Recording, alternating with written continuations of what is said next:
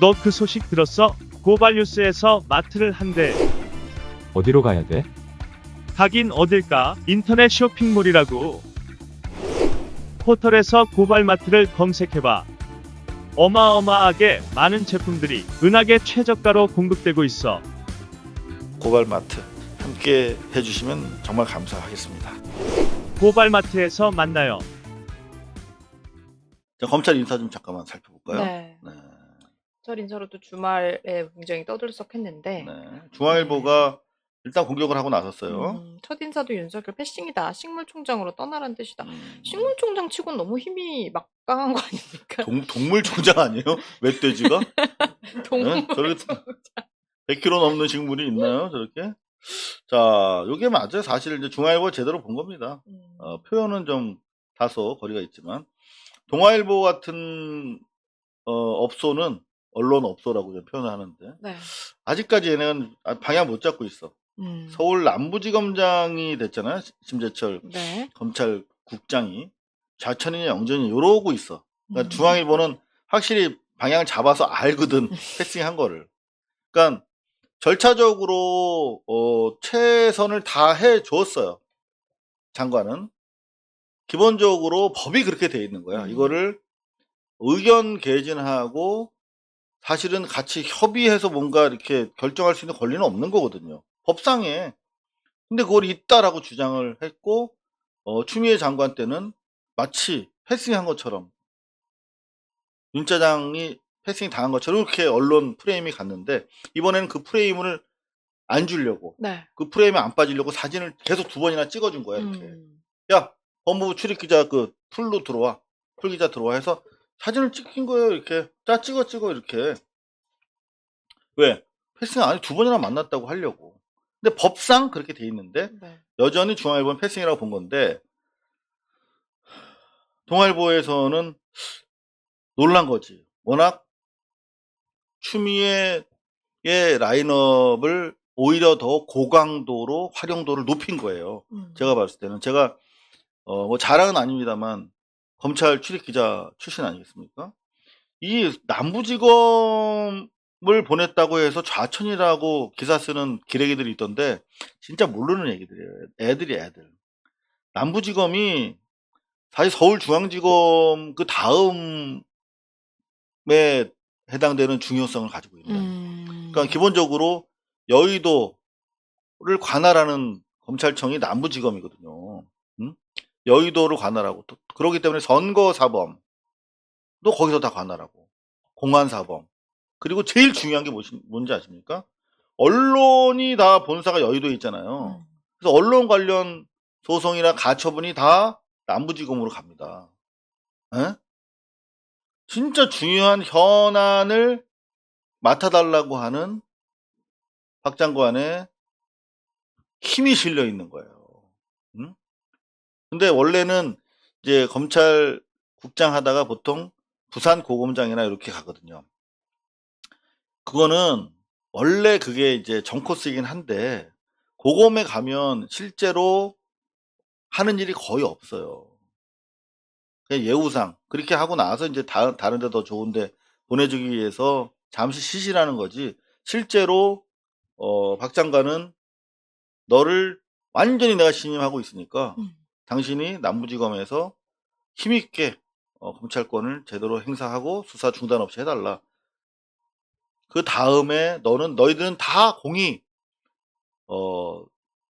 검찰총장을 바라볼 수 있는 수준의 인재풀로 내가 인정한다는 뜻이에요. 누가 검찰총장이 돼도 안 이상한 거야 이제는. 자, 이렇게 엄청난 사실상 신임이 이루어지는 상황인데 이거를 동아일보는 아직까지 정신 못 차리고 믿고 싶지 않겠죠. 왜냐하면 채널A 사건을 포함해서 다들 이게 남부와 서울중앙지검에서 관할하니까 믿고 싶지 않은 겁니다. 전보이사 아닙니다. 그 와중에 또 코미디들이 있어요. 네. 넘쳐나는 코미디. 단독. 빅보 요직배찬 이정수 박범계 중퇴한 남강구 후배다. 박범계 이게 중대 이렇게도 야. 연결이 될 수 있는 거군요. 정말 그 유시민 작가가 과거 노무현 재임 기간에 조선일보 제일 황당한 기사가 음. 20촌 친척이다. 권양숙 아, 여사와 한 동네 출신. 청와대 행정관이 네. 먼 친척이다. 20촌이다. 이런 기사를 썼던 적이 있거든요. 거의 그 수준이야. 중퇴한 남광고의 후배라는 거야. 아, 그래서 그 황교익 칼럼니스트가 네.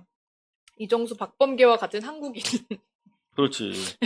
이정수, 박범계 같은 한국인이다. 이렇게 제목을 달았으면 어땠을까 그런 얘기를 하셨는데, 자 방금 요 기사 쓴 친구 네. 단독답 강광우 기자 중앙일보. 강광우 네. 기억해 주십시오. 바로 이 기사. 강광우. 아, 정직 다음날. 자연스럽게 그 계산책 모습을 네. 지금. 정직 다음날 계산적 시키던 그 음. 모습. 그 기사를 썼던 바로 강광우 동일인입니다. 법조 기자인가요? 법조 기자가 계산책 하는 거 촬영 아니 그리고 하진 법조 않을 것 기자가 같은데. 윤 총장이 유기견 보호단체 회원이라는 걸 알고 있는 것도 저는 되게 신기한데. 뭐 이거는 회장도 아니고. 이건 정상적인 관점에서는 사회부에서 네. 사회부는 지역을 맡거든요. 강남 서초 지역 이렇게 지역 개념으로 커버하는 거는 사건 사회부의 소속인데 지금 보면은 그 강광우 기자가 검찰 인사 기사 썼잖아요. 알고 보니 사회부 사건 기자가 아니라 검찰 기자였네. 개 기사 쓴 기자가. 이거는 진짜 이러면서 개 기사를 자기들만 쓰려고 법조 출입 기자 아무나 못 들어오게 막고 막 그런 거야. 개 기사 단독 하려고. 진짜 개 같네 정말. 참네. 자, 근데 저는 제가 분명히 박 장관이 좀 다를 거라고 그랬잖아요. 자, 오늘 출근길에 기자들이 막 물어보는 거야. 검찰 발로 질문을 계속 던지는 거야. 윤 총장 입장에서. 이를테면 대검에서는 이란 말은 뭐예요?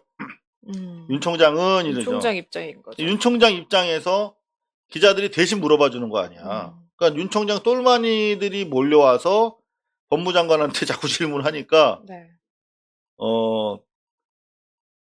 뭐라고 하느냐 그랬더니 계속 지금 뭐 윤 총장은 사전 통보 없이 패싱했다는데요. 뭐 이런 얘기 하니까 아니다. 다 구두로 얘기했다 임마.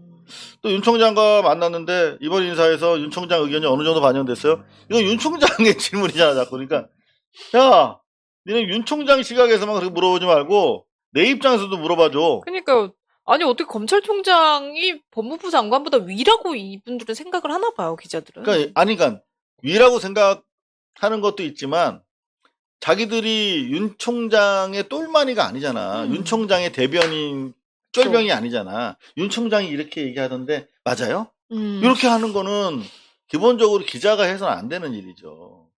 이 장관한테 장관에 대한 질문을 해야 되는 거지. 그러니까 윤 총장이 설록 이렇게 얘기했다 하더라도 사전 통보 없었다고 하던데요.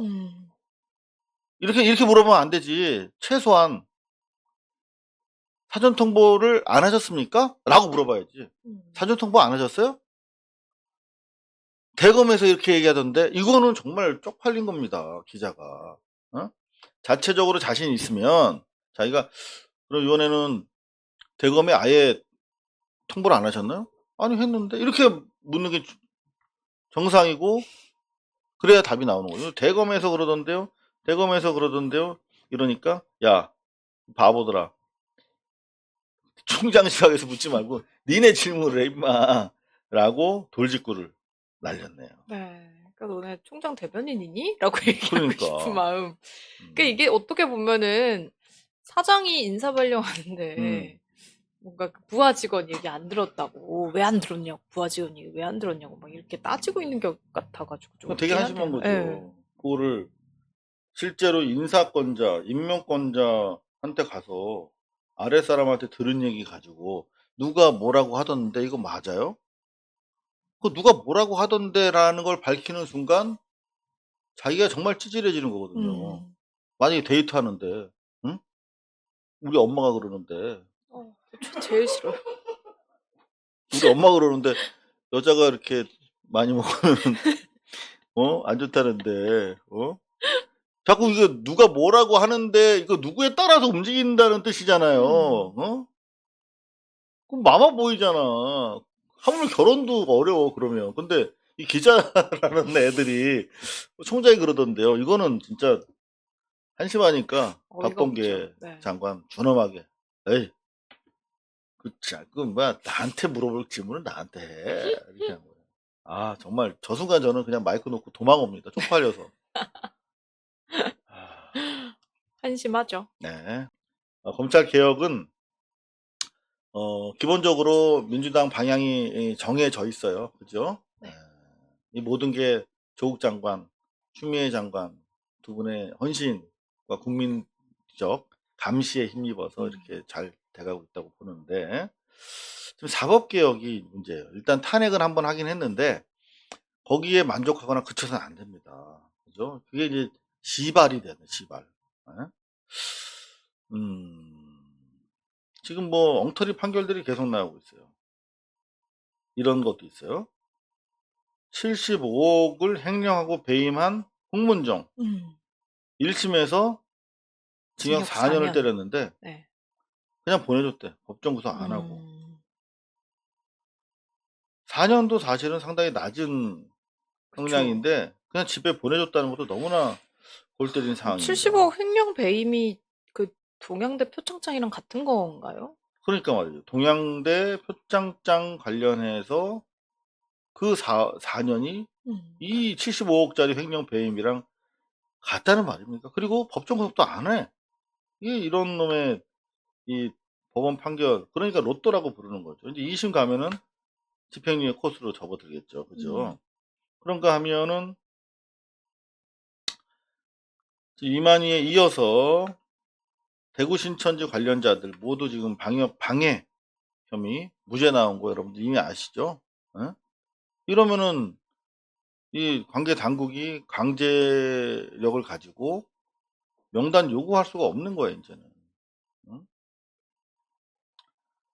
심지어 야당에서 이번에 김학의 실드 쳐줬는데 나름대로 먹혔잖아요. 언론들이 네. 써주니까. 이제는 내친김에 양승태까지 국정농단 주범 네. 양승태까지 쉴드를 치고 나왔어요. 이러다가 뭐 다 쉴드 치겠어요. 네, 양승태는 죄도 BBK 도 아니래요. 다, 예. 그럼 뭐가 죄인데? 네? 야, 진짜 이게 심지어 주호영이 대법원 앞까지 갔대요. 김명수 대법원장 사퇴하라고. 요 설까지 계속 하겠다는 거예요. 여기에 다 이렇게 양승태 같은 이런 적폐 판사들을 실드하기 위한 포석이라고 보여지는 것이죠. 어떻게 보면 임성근 부장판사 같은 경우에는 그 뭐랄까요, 사법농단의 인물이고 재판의 독립성을 침해를 했고 그렇기 때문에 헌법을 위반했다 이렇게 볼 수 있는 거잖아요. 그렇죠. 네, 위반을 한 건데 그것보다 그냥 단순한 거짓말이 더 나쁘다고 하고 있는 분이 바로 이 주호영. 좀 어이가 없지 않나요? 그러면은 한 사람이 그냥 어떻게 보면 그게 기억이 잘 나지 않아서 뭐 잘못 얘기가 번복이 된 걸 수도 있는데, 그쵸? 거짓말 했다고 하면은 그것도 뭐 거짓말을 안 했으면 더 좋았겠지만, 그거를 가지고 국정농단하고 뭐 이 재판의 독립성 침해되고 이럴 때는 가만히 있던 분이 그 거짓말 하나 가지고 여기 앞에 나가가지고 막 이렇게 밖에서 농성을 하는 게 저는 좀 이해가 안 가네요. 그러니까 이게 김명수 육성을 깠던 임성근도 자기가 거짓말장애로 물러날 수 없기 때문에 깠다. 네. 서기호 판사 같은 경우는 민법상 이거는 명백한 불법이다 이렇게 주장을 하고 계신데, 그쵸. 어찌됐든 간에 과연 이 대법원장과 자기 거취에 대해서 이야기하러 간 자리에서 녹음을 하고, 함정 녹음이죠. 그건 명백한. 그리고 그거를 지금 예. 김명수 대법원장의 동의 없이 그냥 유포한 거잖아요. 그럼요. 당사자 동의 없이. 네. 뭐 명백한 불법 행위에 대해서 고발하기 위해서 언론이 그런 경우가 있습니다만 대단히 조심스럽게 저희가 하고 있는데 자기 명분은 그냥 거짓말쟁이가 되기 싫었다는 거예요. 자기가 사법농단에 매우 현저한 반헌법적 행위를 한 자기 잘못에 대해서는 전혀 신경 안 쓰는 거지. 우리가 모른다고 생각하는 그냥 거짓말이라고 하는 유화적인 그 행동 자체가 자기는 싫어서 이 엄청난 자기 비리에 대해서 인정하지 않는 거야. 응? 그거는 어떻게 이런 사람한테 우리가 판결을 그동안 맡겨놓고 살았는가 할 정도로 기본적으로 김명수 대법원장의 입장이 상당히 난처했겠다는 생각이 사실 전 들었어요. 그래서 매우 조심스럽게 이 사표를 받아줄 수 없는 정황을 사실은 내부적으로 이해를 구한 거지. 응? 임부장 판사한테. 근데 그리고 요런 내용에 대해서는 상호간에 신뢰에 기반해서 점잖게 소통을 했다고 생각하고 그냥 그 구체적인 정황에 대해서 언론에 그동안 공표하지 않았을 것으로 보여요. 그걸 거짓말이라고 얘기하는 것도 저는 좀 과도하다고 생각하는데 지금 이렇게 자신들의 국정농단 함께 국정농단 세력이잖아. 국임당이나 적폐 판사들이나. 그러니까 같이 이렇게 실드를 쳐주기 위해서 김영수 대법원장을 때리는 그런 행위인데 이게 먹힐까요? 설날 밥상까지 이걸 가져가겠다는 네. 뜻이거든요, 지금. 근데 이렇게 되면은 이제 뭐 국민들이 사실 이분들은 국정농단에 뿌리가 있는 분들이잖아요. 그러니까 모두 덮어놓고 지지해주진 않을 거고 그래 그럼 이거 어떻게 된 일인데? 라고 해서 얘기가 나올 거잖아요. 그럼 그러니까. 이게 정상적으로 사고를 하고 판단을 하는 사람이라면은 단순한 거짓말보다는 어떻게 보면 우리나라의 헌법을 유린하고 재판부의 독립성을 침해한 그게 훨씬 더 나쁜 범죄이고 사법농단의 중심에 서 있었던 게 더 훨씬 더 나쁘다고 정말 3살짜리 꼬마아이도 그렇게 생각하지 않을까요? 한마디로 저는 제2의 그 외구 터널이라고 생각합니다.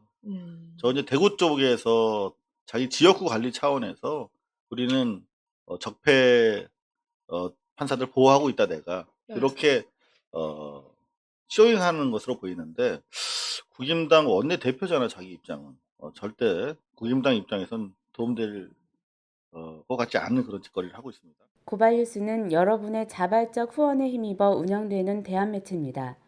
자본과 외압에 흔들리지 않는 언론으로 키워주십시오. 후원 신청은 지금 고발뉴스닷컴에서 접수 중입니다. 여러분의 많은 참여를 부탁드립니다. 감사합니다.